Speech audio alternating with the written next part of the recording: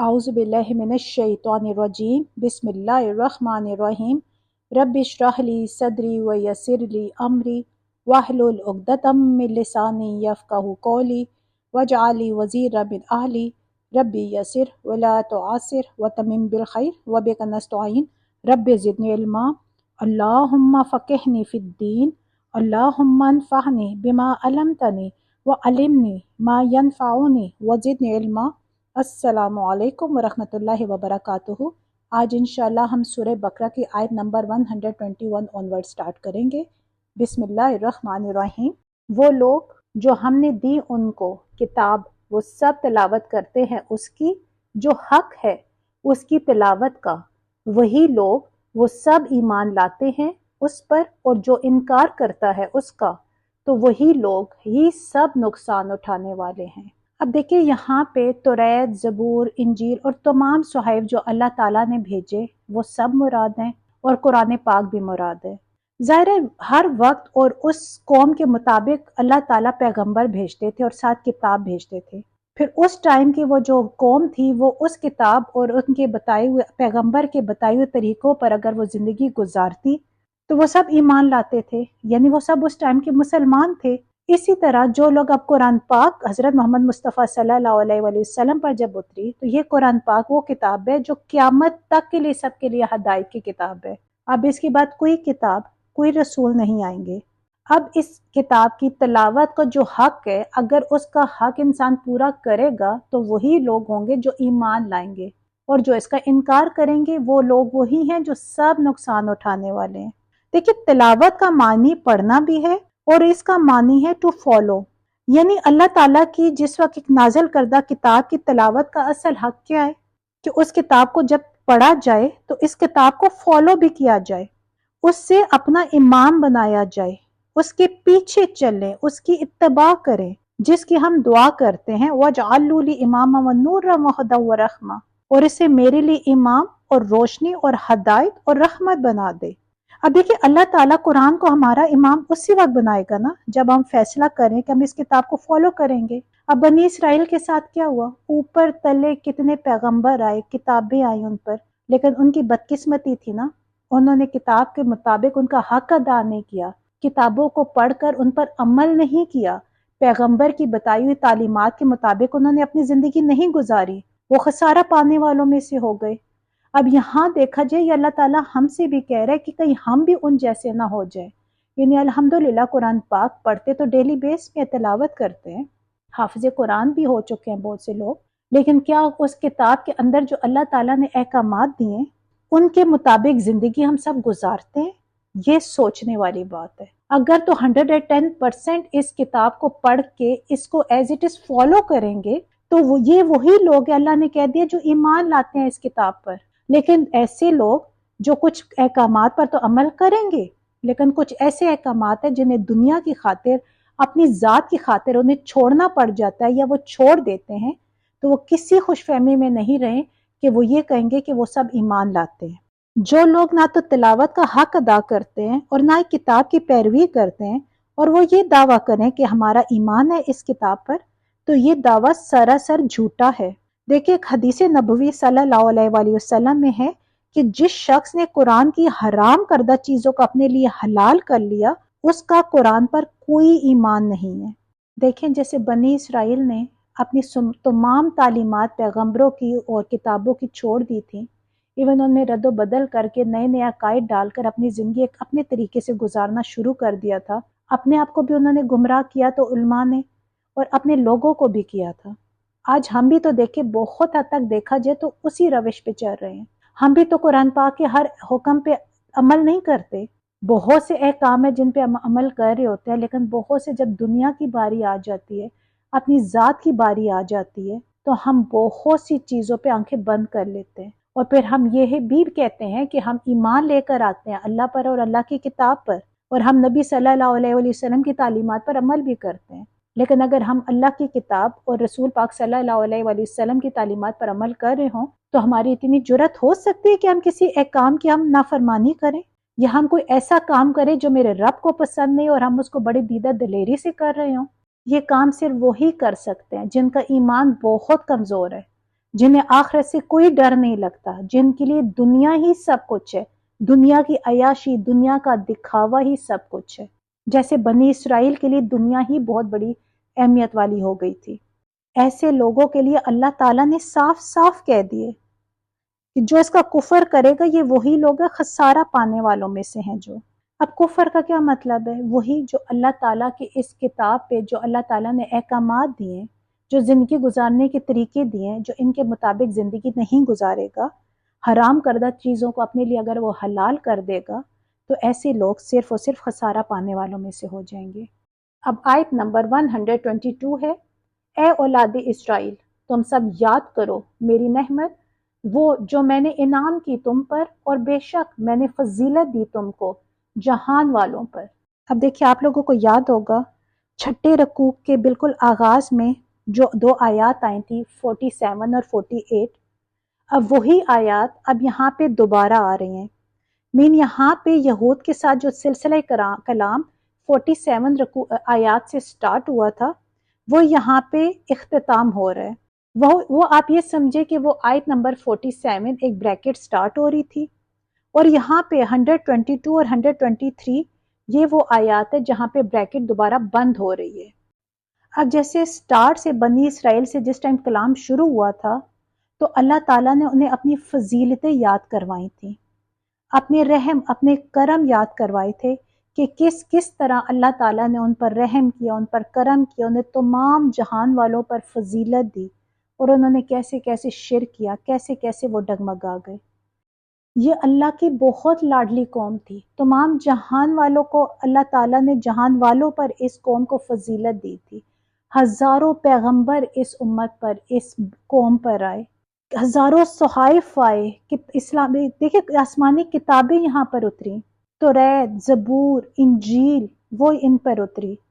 1400 سال میں سے کوئی بھی ایسا وقت نہیں تھا جب ان کے اوپر کوئی پیغمبر نہ ہوتا۔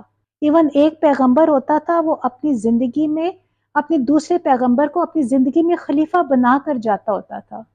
یہ کتنی لاڈلی قوم تھی کہ ہر وقت اللہ تعالیٰ کی طرف سے ہدایت ان پر آتی رہی۔ دیکھیں کیسے یہ قوم پھر فرعون سے اللہ تعالیٰ نے حضرت موسیٰ علیہ السلام کے ذریعے اس قوم کو فرعون سے جان چھڑوائی، یہ پھر سرائے سینا چلے گئے۔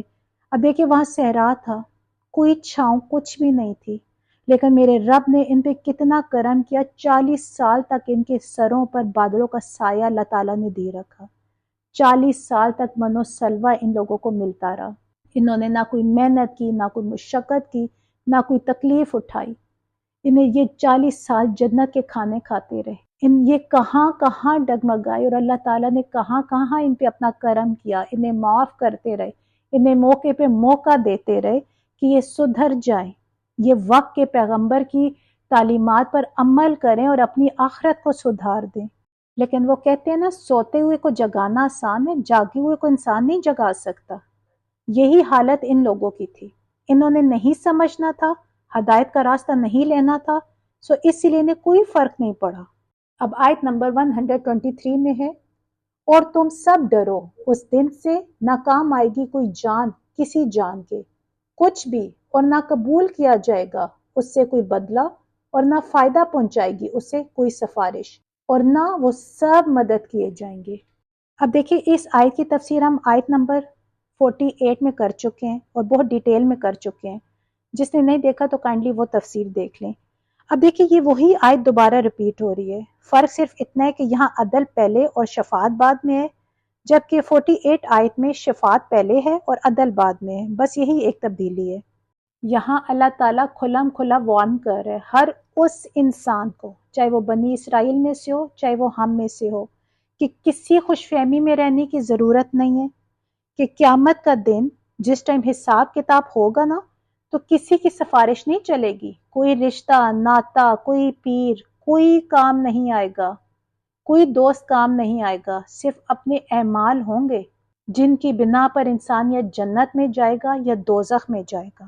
یہ جو لوگ خوش فہمی، بنی اسرائیل اسی خوش فہمی میں تھے نا، کہ وہ تو حضرت یعقوب علیہ السلام بنی اسرائیل کی نسل میں سے آ رہے تھے، ہزاروں پیغمبر آئے تھے، ان میں ہزاروں صحائف آئے تھے، کتابیں ان پر اتری تھی، کہ وہ تو اللہ کی بڑی لاڈلی قوم تھی۔ وہ تو یہ کہتے تھے کہ ہمیں تو ٹھیک ہے اگر جہنم میں گئے بھی گناہوں کی وجہ سے تو کچھ عرصہ رہیں گے، پھر ہم جنت میں چلے جائیں گے۔ اور آج دیکھیں ہم امت محمدیہ صلی اللہ علیہ وآلہ وسلم بھی تو یہی کہتی ہے، میجورٹی لوگ یہی کہہ رہے ہوتے ہیں کہ ہم بھی تو دیکھیں محمد صلی اللہ علیہ وآلہ وسلم کی امت ہے نا، اینڈ میں تو ہم نے جنت میں ہی جانا ہے۔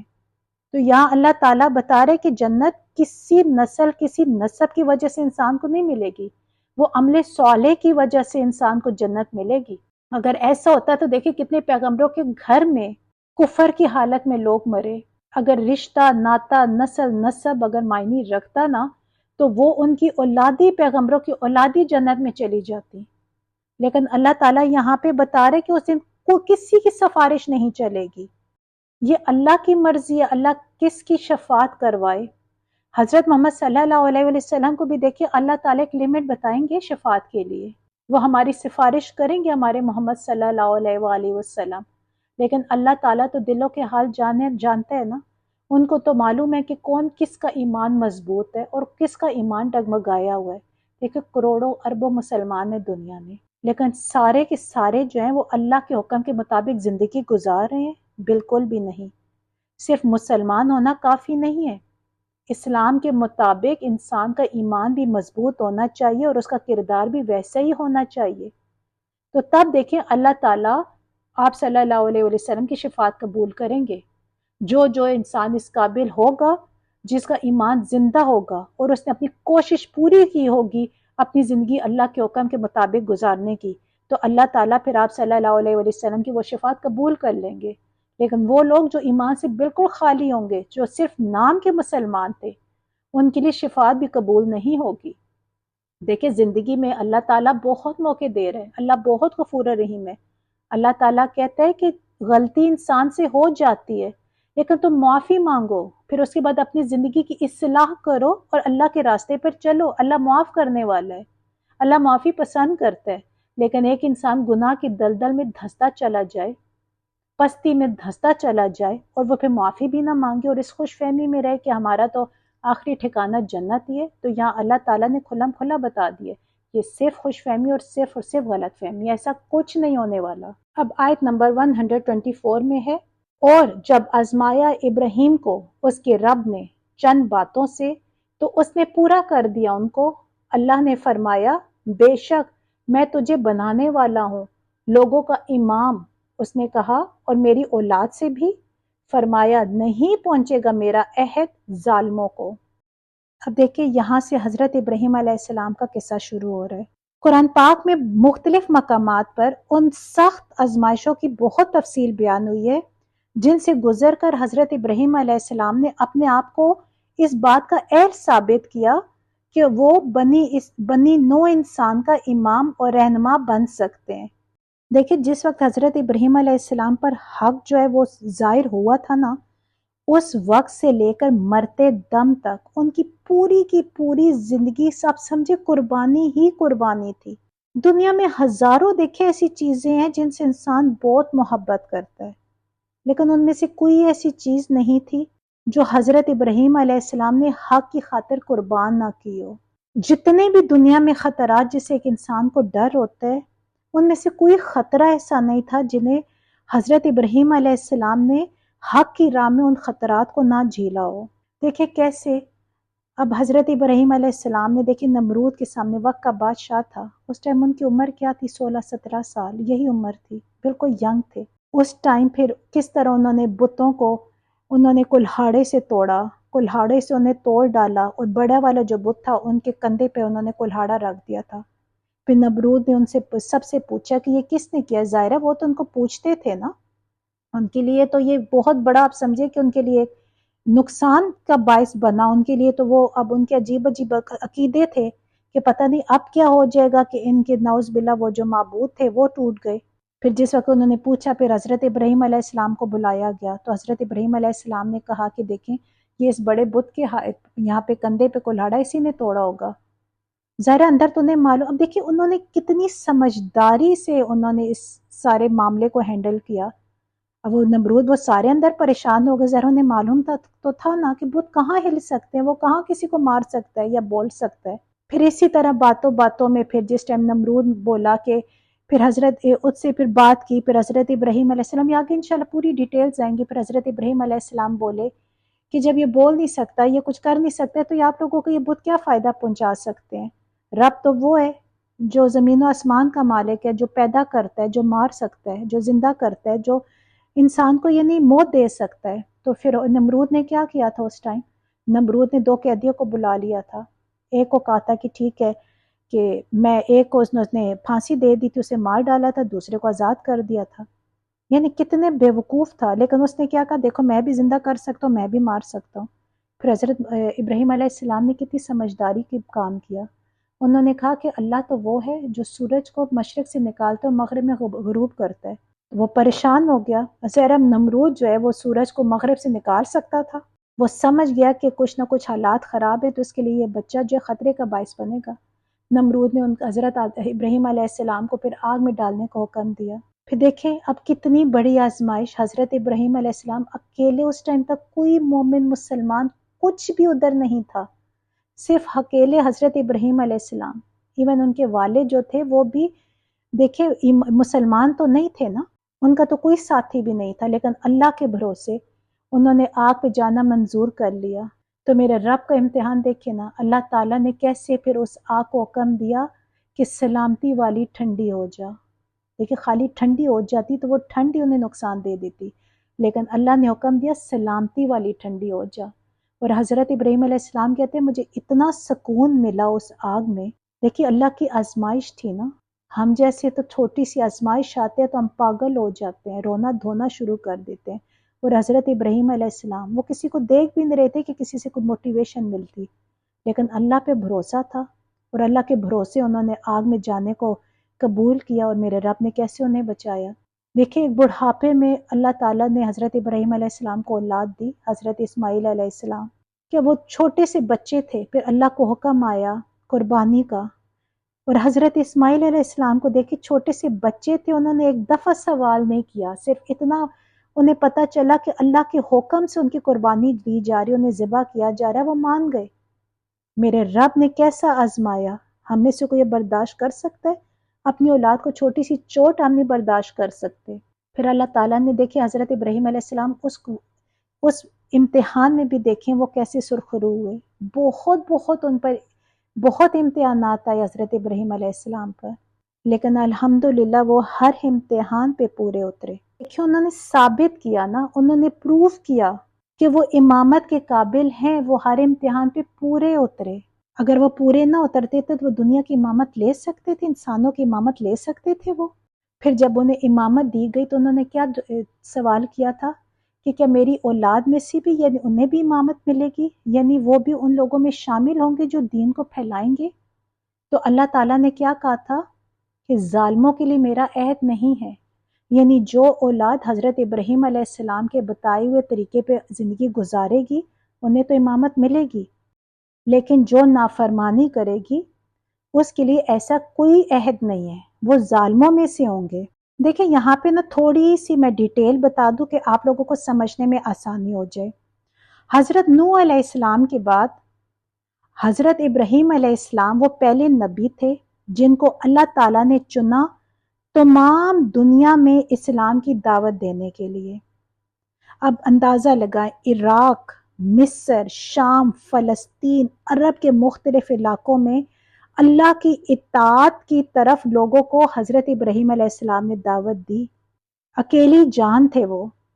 پھر انہوں نے اپنے لیے الگ الگ جگہوں میں خلیفہ مقرر کیا. جیسے اردن میں حضرت لوط علیہ السلام جو حضرت ابراہیم علیہ السلام کے بھتیجے تھے، انہیں وہاں پہ خلیفہ مقرر کیا. شام اور فلسطین میں انہوں نے اپنے بیٹے حضرت اسحاق علیہ السلام کو خلیفہ بنایا. پھر اندرون عرب میں حضرت اسماعیل علیہ السلام کو انہوں نے مامور کیا. پھر اللہ کے حکم سے مکہ میں وہ گھر تعمیر کیا جس کا نام کعبہ ہے. پھر وہی جگہ وہی کعبہ، پھر آپ سمجھے کہ اس مشن کا یعنی اللہ کے مذہب کو پھیلانے کا جو مشن تھا وہ اس کا مرکز بن گیا. اب دیکھیں یہاں تھوڑی سی ڈیٹیل بتا دوں. حضرت ابراہیم علیہ السلام کی نسل سے 2 بڑی شاخیں نکلی ہیں. حضرت اسماعیل علیہ السلام جو حضرت ابراہیم علیہ السلام کے بڑے بیٹے تھے اور بی بی ہاجرہ کے بیٹے تھے. ان کی اولاد عرب میں رہی۔ اب قریش اور عرب کے بعض دوسرے قبیلے بھی تھے جن کا تعلق اسی شاخ سے تھا، اور جو عرب قبیلے نسلاً تو حضرت اسماعیل علیہ السلام کی اولاد نہیں تھے، لیکن چونکہ ان کے پھیلائے ہوئے مذہب سے وہ کم و بیش متاثر ہو چکے تھے، اس لیے وہ بھی اپنا سلسلہ بنی اسماعیل سے ہی جوڑتے تھے۔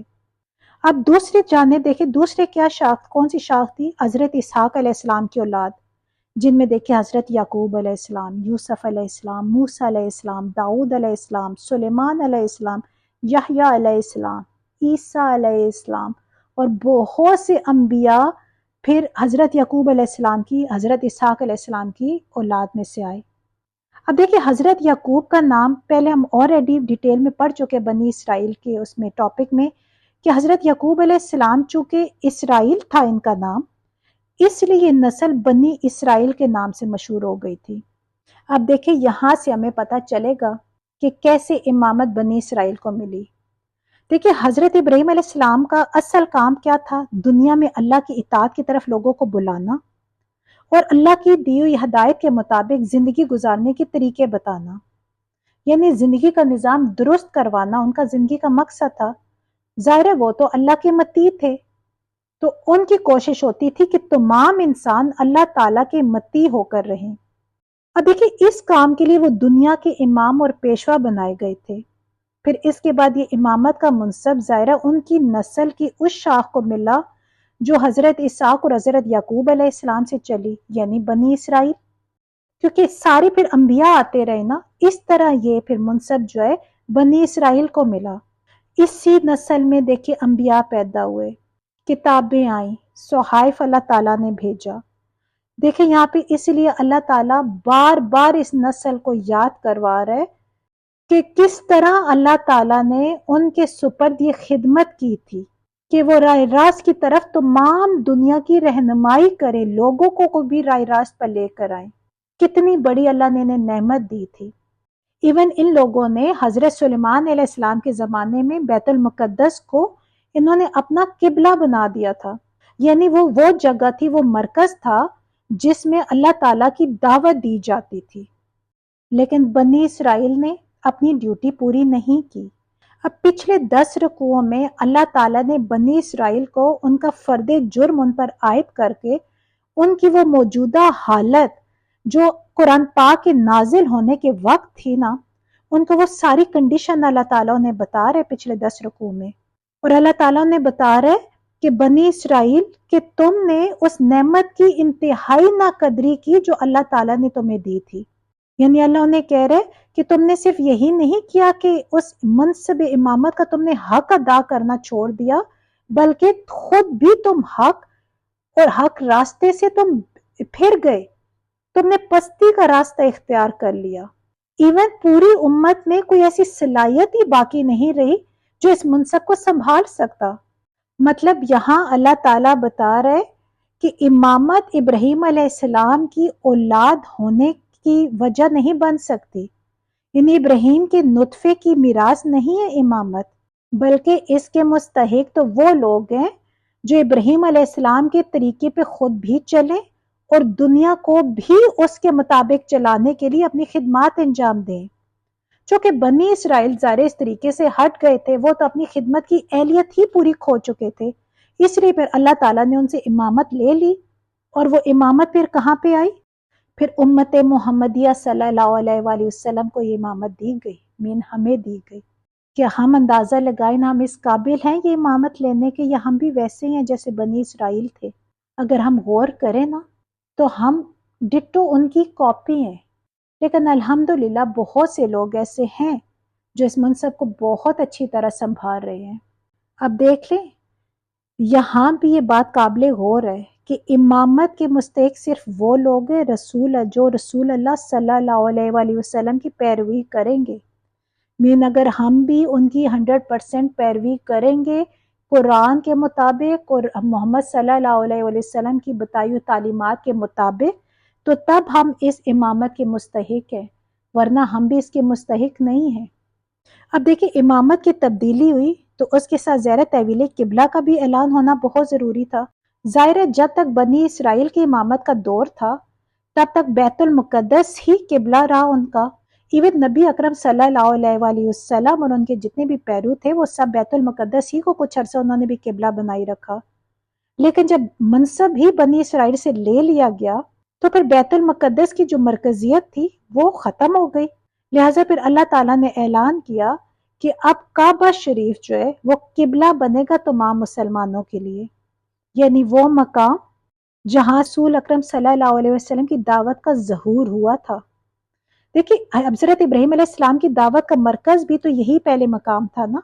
अब देखिए उम्मत मोहम्मदिया सल्लल्लाहु अलैहि वसल्लम को अल्लाह ने इमामत तो दे दी और काबा शरीफ को अल्लाह ताला ने अपना किबला भी बना दिया।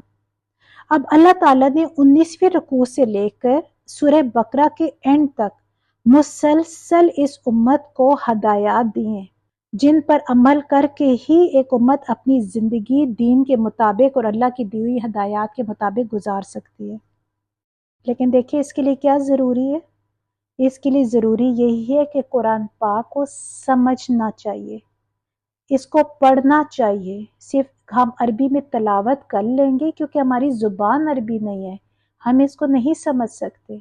इसके लिए हमें कुरान पाक को अपनी ज़ुबान में पढ़ना और समझना चाहिए, तब भी हमें अंदाज़ा होगा कि हमारा रब हमें क्या कह रहा है और कहाँ कहाँ हम लोग डगमगाए हुए हैं, कहाँ कहाँ हमें इस्लाह की ज़रूरत है। ये उसी वक्त पॉसिबल है जब हम खुद कोशिश करेंगे। देखिए छोटी सी दुआएं दीन की समझ हासिल करने के लिए कोशिश किया करें, उठते बैठते चलते फिरते इस दुआ को किया करें, अल्लाहुम्मा फ़क़िहनी फ़िद्दीन, ए अल्लाह मुझे दीन की समझ अता फरमा। अल्लाह से हदायत की दुआएं करते रहना चाहिए। अल्लाह दुआएं सुनता है और कबूल करता है और हमारे लिए हदायत के रास्ते भी खोल देता है।